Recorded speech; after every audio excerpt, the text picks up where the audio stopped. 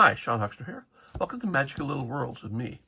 Now, the reason I'm doing this video is over the week, this last week, I spent a few days up in upstate New York in Hyde Park and a place called Rhinebeck, and there's a beautiful little toy store up there called the Land of Oz. And if you're ever up there in Rhinebeck, you should go. It's a small little toy shop, but it's really eclectic and has some really cool stuff. And one of the things they had a lot of were blind boxes, and some of them which I are familiar with and some I was not. This I was not. And I only bought one because they weren't cheap. I think this was like $14 or something. But you know, this is clearly imported straight from Japan. There's very little to indicate this is for sale in the US. It's from Re-Ment, and it's called Life with Cats. So I imagine this is Japanese for Life with Cats. And I don't know what this is. I don't know what's in here, but I can show you what our possibilities are. We could get the little cat tower with a cat and what looks like a little can of food. We could get a tabletop with a lunch, but spilled milk. I like that because, you know, cats knock over glasses. And then you've got the vet kit, clearly, because it actually says cat carrier, table, cat tower. The cat carrier comes with a carrier and then like a little treat for the cat to trick it in, a little timer or a clock. I don't know quite what that's for. And then, of course, the Elizabethan helmet, the collar that you put on a cat after he's had some sort of surgery. And then you've got a laptop, and this has like cookies and a mouse, which is hilarious, and then a cat lying across your laptop. Now, if karma's working up for me, this is the one I'll get. But of course, it's a blind box, so who knows? Feels a little on the light side, so maybe it's not that. And on the other side, we have some of the other things from 5 to 8. And so we have cat food, which has a little cat camera, a little stand with 2 bowls, one for water and one for food, and then a bag of kibble with a cat. And then we have cat litter box. I kind of wouldn't mind getting this one too, actually. So you got a litter box and a box to put it in, and then litter, and I think that's a cat toy. I'm not sure quite what this means. And then we have the pot, which is a cat lidded pot with food in it. Is that a cat in there? I hope not. And then like a little hibachi to heat it up, and chopsticks, and a little cat chopstick holder, which is kind of nice, a little soy sauce tray, and then a couple of sauces. And then the last possibility is the floor chair, which has a chair, slippers, catnip, I believe that is, and I think that may be a brush, claw clipping scissors, and what may be a magazine. So here's hoping. I have no idea what is in here, but we are going to find out together right now. And I'm just going to rip the box because I don't have my little X-Acto knife with me. Now, which one did we get? We got the table. It's not the one I wanted, but you know what? I don't really care. This is a guide of some sort. I would have thought this was a collector's guide, but it's only folds up and opens up. I guess it shows all of the variants here and not much else. Oh well. So what we have is the table, and oh my God, the bag is huge. It stretches all the way across. So let's open this up, and I didn't bring my X-Acto knife, but let me just get it. And we're back.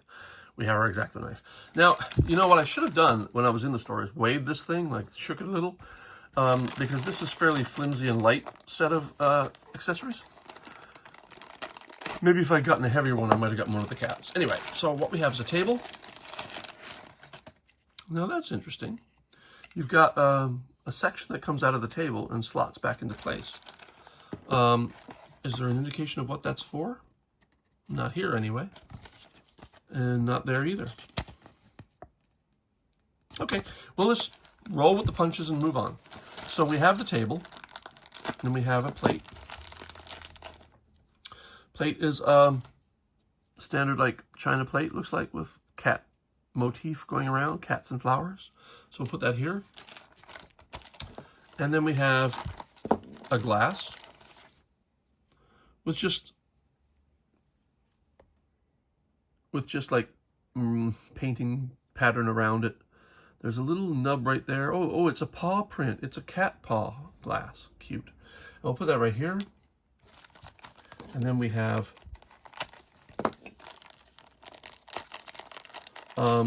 spilled milk,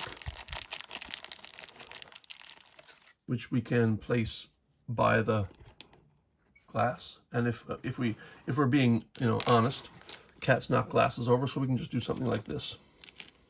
Yeah, there you go. I'll tell you a short story in a minute about something similar. And then we have a little fork. And the fork's kind of cute too, because it seems to have a cat head on the top at the end. No details, but there you go. And you got a fork there. Place that next to the plate. And then you've got what appears to be tomatoes, which I'll just put on the plate.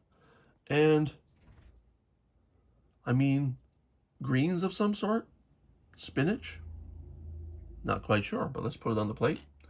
And the last item is our toast. And the toast is conveniently cat-shaped. And it's got a little pat of butter. And I'll put that on the plate as well. Now, I am kind of curious as to what this is all about.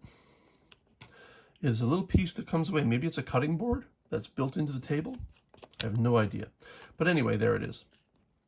I'll tell you a very short story, though. When I was in high school, I had a physics and math professor who was a great man, wonderful human being, incredibly intelligent, and I was friends with two of his sons, and I knew his other son, but he was a little older. We were all kind of friends, but the two younger sons, one was my age and my grade, and one was 1 year younger, and we were all very close friends, including the family, so the professor, the teacher as well. And one day, I had bought a joke set, and in it was a piece of ink that looked much like this, like it was running. And I used to use fountain pens at the time to do all my work. So in school, I was always using a fountain pen to write out my work. And in physics class, I put my fountain pen on the table, on the desk. And then I took the black ink thing and I put it right by the pen so that it was just looked like it was rolling off the desk or about to fall off the desk, and the pen was next to it. And I just let it sit there. And I waited until my my math and physics teacher saw it. And without blinking, he ran, grabbed paper towels, ran to my desk, and tried to wipe up the fake ink. And we had a good laugh. I even think that might get some people into trouble, but no, he had a good laugh. In fact, he asked to borrow it so he could try it on his wife. And then he brought it back to me later. Anyway, this reminded me of that. And so while we didn't get the cat with the laptop, and I'm not going to spend $14 on more blind boxes trying to find that one, I did want to show this off and open up a blind box because I haven't done that in a while. Anyway, guys, for Magical Little Worlds, it's me, Sean Uxter. Thanks for watching. Well, you'll never know what I'm going to do next because I don't either.